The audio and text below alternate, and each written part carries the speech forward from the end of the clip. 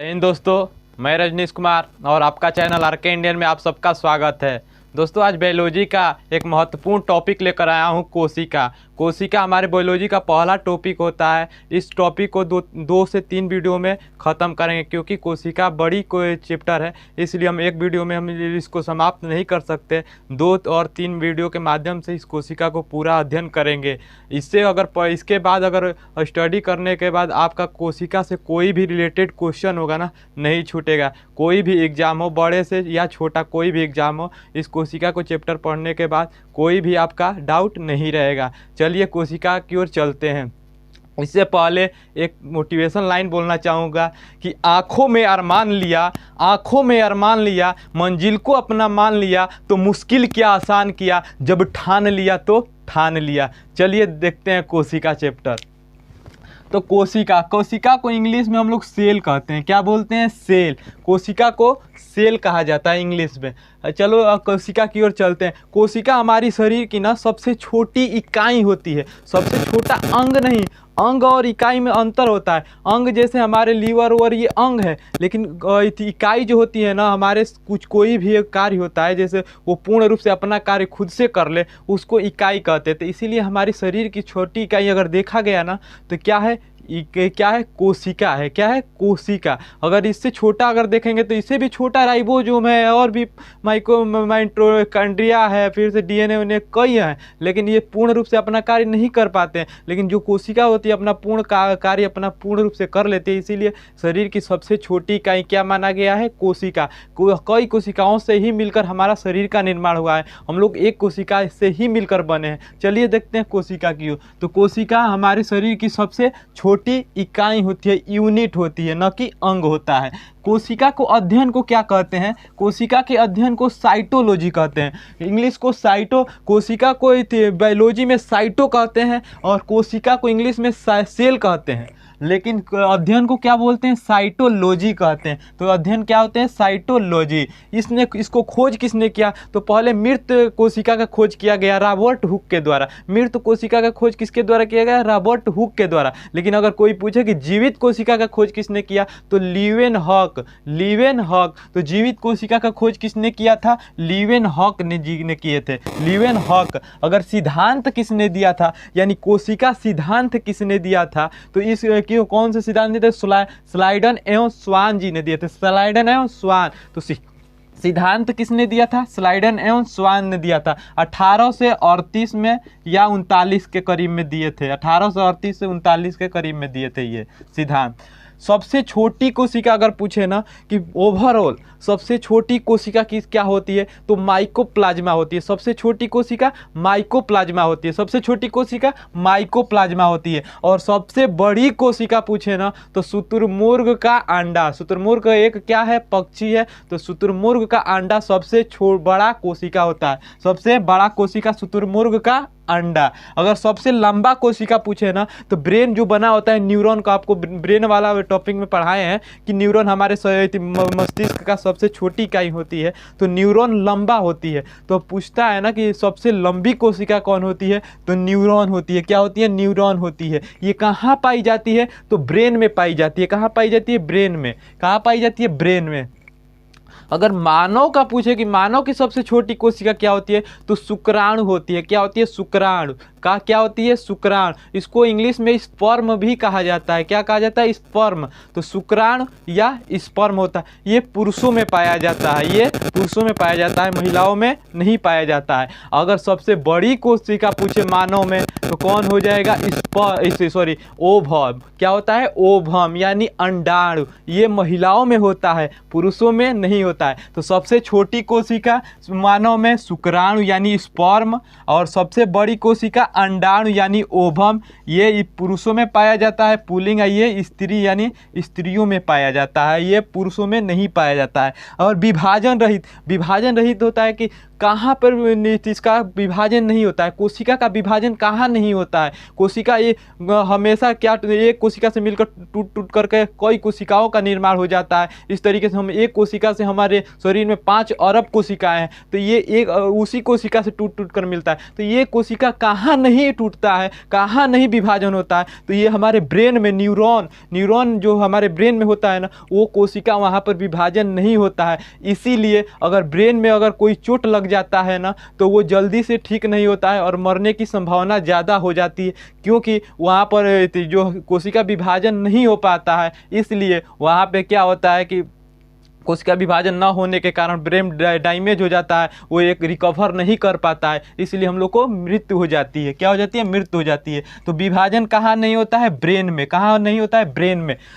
कोशिका सबसे ज़्यादा विभाजन कहाँ होता है, तेज से विभाजन कहाँ हो जाता है? तो तेजी में विभाजन लीवर में होता है। लीवर में हमारे सबसे तेज़ी से विभाजन होता है। अगर लीवर कोई डैमेज हुए है ना, तो कोशिका विभाजन के कारण लीवर बहुत जल्दी ठीक हो जाता है। अगर कोई किसी का लीवर दिक्कत है तो वो कोशिका विभाजन के कारण वो जल्दी जल्दी क्या हो जाते हैं? ठीक हो जाते हैं। तो कोशिका विभाजन सबसे तेज कहाँ होता है? लीवर में, यानी यकृत में। कहाँ होता है? यकृत में, यानी लीवर में सबसे तेज होता है। कहाँ होता है? तेज होता है। ये कहाँ? लीवर में। आगे चलते हैं अब कोशिका झिल्ली की ओर। तो पहले हम देखेंगे कि कोशिका कैसे बंद होता है। तो कोशिका पर जैसे ये हम मान लो कि ये कोशिका है, क्या है इसमें? कोशिका है। तो कोशिका में कई चीज़ें पाई जाती है, माइटोकॉन्ड्रिया, गोल्जी बॉडी, रसधानी, तारकाई यानी सेंट्रोसोम, वैक्यूलम, ये सब न्यूक्लियस, इसमें सब इसके अंदर होते हैं। कहाँ होते हैं? अंदर होते हैं। तो एक होता है कोशिका झिल्ली, जो हमारे जो कोशिका है ना, कोशिका के अंदर एक होता है कोशिका झिल्ली। कोशिका झिल्ली के ही अंदर ये सब चीज़ पाए जाते हैं। कोशिका झिल्ली के अंदर ही ये सब कुछ पाए जाते हैं। कौन कौन से? कोशिका झिल्ली। तो ये है कोशिका झिल्ली। ये क्या है? कोशिका झिल्ली। और कोशिका झिल्ली के ही अंदर पाए जाते हैं। उसके बाद होता है ये कोशिका जो झिल्ली होता है ना, ये जंतु में और पादप में दोनों होते हैं। आगे हम बताएंगे कि ये 2 प्रकार के होते हैं, यूकैरियोटिक प्रोकैरियोटिक होते हैं कोशिका। तो पहले समझेंगे कि जो कोशिका झिल्ली होता है ना, ये जंतु और पादप दोनों में होता है। जंतु और पादप दोनों में होता है। ये क्या करता है? कोशिका के सभी अंग को इसी के अंदर होते हैं। कोशिका के सभी अंग इसके अंदर होते हैं। किसके? कोशिका झिल्ली के अंदर होते हैं। और कोशिका भित्ति क्या होता है? कोशिका भित्ति ये सिर्फ पादपों में पाया जाता है, मानव जंतुओं में नहीं पाया जाता है। तो कोशिका भित्ति जो होता है मानव में नहीं पाया जाता है, सिर्फ पादपों में पाया जाता है। तो कोशिका मान लो कि बना दे रहे हैं कोशिका भित्ति,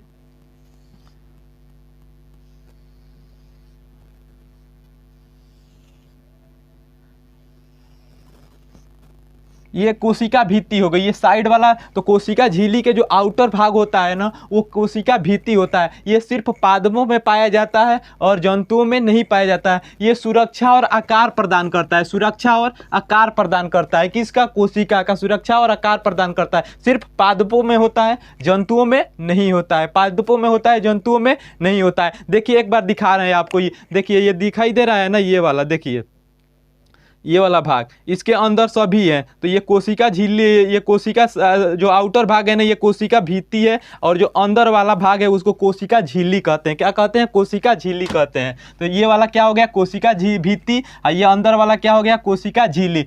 कोशिका झिल्ली दोनों में पाए जाते हैं, जंतु और पादपों में, दोनों में, लेकिन कोशिका भित्ति सिर्फ पादपों में ही पाया जाता है, ये जंतुओं में नहीं पाया जाता है। माइटोकॉन्ड्रिया क्या होता है? अब इसके अंदर ना माइटोकॉन्ड्रिया होता है। यहाँ पर क्या होता है? माइटोकॉन्ड्रिया। तो यहाँ पर हम बना ले रहे हैं कि माइटोकॉन्ड्रिया क्या होता है? माइटोकॉन्ड्रिया। तो माइटोकॉन्ड्रिया क्या होता है ना, कि माइटोकॉन्ड्रिया के यहाँ पे माइटोकॉन्ड्रिया, ये मान लो कि माइटोकॉन्ड्रिया का कार्य क्या होता है? माइटोकॉन्ड्रिया का कार्य क्या होता है? तो ये ना क्या करता है कि माइटोकॉन्ड्रिया का,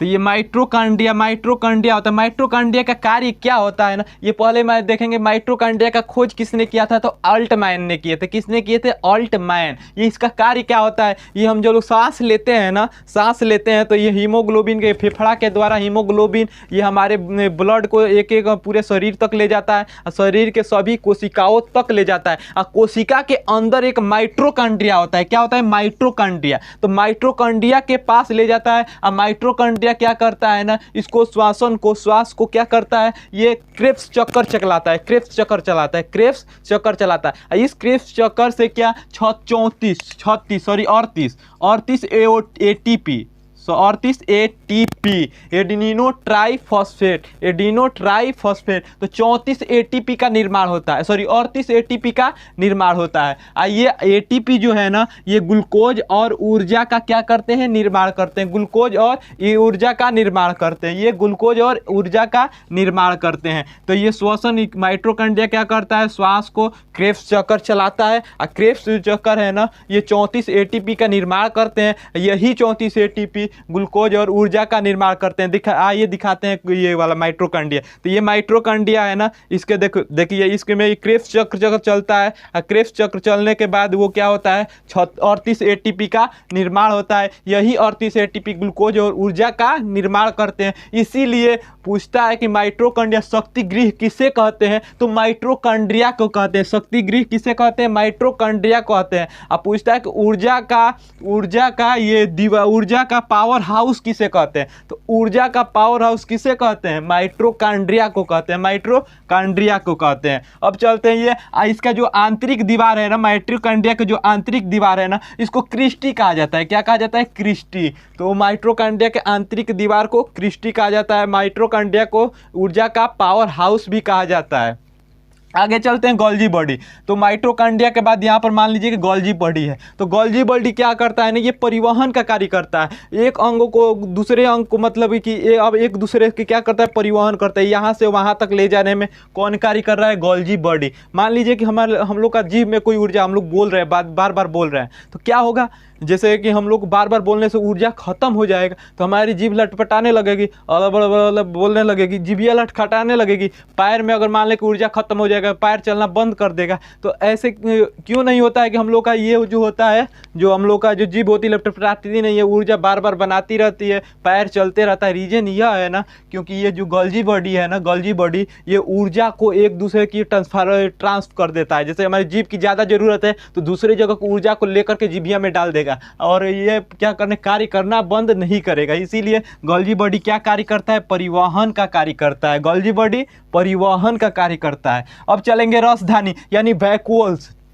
तो रसधानी यानी वैक्यूल्स, वैक्यूल्स का क्या करता है ना, ये जो जल होते हैं ना, ये क्या करते हैं, ये संग्रह करता है। हम लोग पानी पीते हैं, आप लोग सोचते होंगे कि पानी पीते क्या पेट में सब रहता है, नहीं, ये सब कोशिका में चला जाता है। ये सब पानी क्या होता है, कोशिका में चले एब्जॉर्ब करके ये कहाँ चले जाते हैं, कोशिका में चले जाते हैं। कहाँ चले जाते हैं, कोशिका में। यही कोशिका के कौन से भाग इसको संग्रह करता है, इकट्ठा करता है, तो ये वैक्यूल यानी रसधानी ही ऐसा है ना, जो हमारे जल को क्या कर रहा है, इकट्ठा करता है। ये कहाँ पाए जाते, कोशिका में पाए जाते हैं वैक्यूल यानी रसधानी। और तारक का यानी सेंट्रोसोम, ये भी बहुत इंपॉर्टेंट है, सेंट्रोसोम।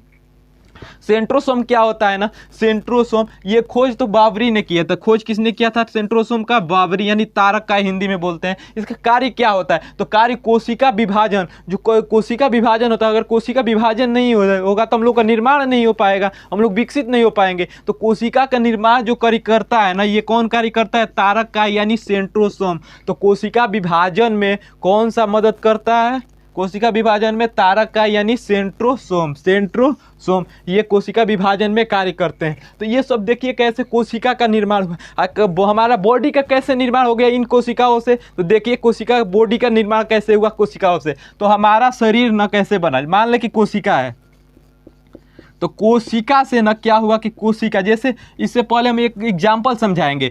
ईंट से, ईंट मान लीजिए कि कोशिका है, तो कोई ईंट मिलकर के दीवार बनता है, कोई ईंट मिलकर के दीवार बनता है, और कोई दीवार मिलकर के क्या बनते हैं, कि घर बनता है। क्या बनता है, घर। तो कोई ईंट मिलकर के दीवार बनते हैं, कोई दीवार मिलकर के घर बनते हैं, और कोई घर मिलकर के क्या बनता है, एक फ्लैट बनता है। क्या बनता है, फ्लैट। क्या बनता है, फ्लैट। तो कोई ईंट मिलकर के दीवार बनते हैं, कोई दीवार मिलकर के घर बनेंगे, और कोई घर मिलकर के क्या बनेंगे, एक फ्लैट। क्या बनेंगे, फ्लैट, फ्लैट। तो इस तरीके से क्या होगा, तो इसी तरीके से हमारा बॉडी का निर्माण हुआ है। जैसे ईंट को मान लीजिए कि क्या है, कोशिका, तो कोई कोशिका को मिल करके एक क्या बनता है, उत्तक बनता है। क्या बनता है, उत्तक। और कोई उत्तक के मिल करके क्या बनता है, अंग बनते हैं। क्या बनता है, अंग। अंग, कोई अंग मिल करके, कोई अंग मिल करके एक क्या बनता है, अंग तंत्र बनता है। क्या बनता है, अंग तंत्र।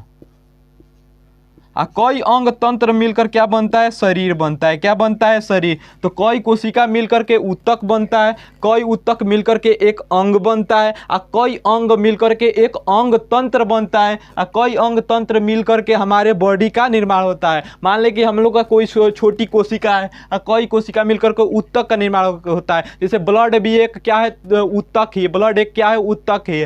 उस तरीके से अंग का है, उसके बाद अंग का निर्माण होता है। जैसे हमारा लीवर हो गया, किडनी हो गया, ये सब क्या है, अंग है।